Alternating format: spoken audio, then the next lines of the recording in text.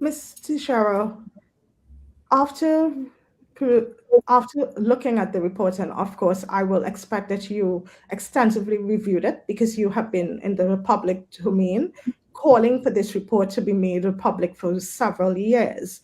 We would have seen that in the findings and in the summaries, there's a lot of information there. Yes.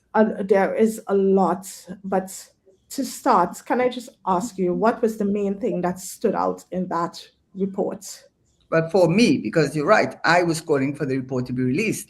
And obviously, at that point in time, it became personal to me because the attacks were personal to me.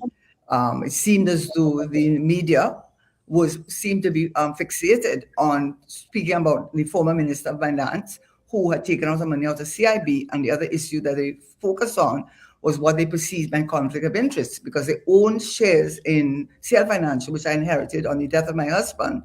There weren't many, but they certainly elevated the number.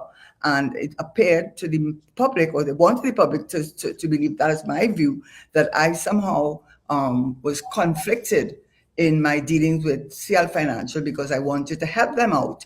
Because helping them out will mean I'll be helping out myself. So the two main issues that played for me was, and I suppose for the public, were those two issues. With regard to the MOU as generally, I think there was a general discussion. Was the MOU in the interest of the country? There were many people who critiqued it, and I think they are wrong.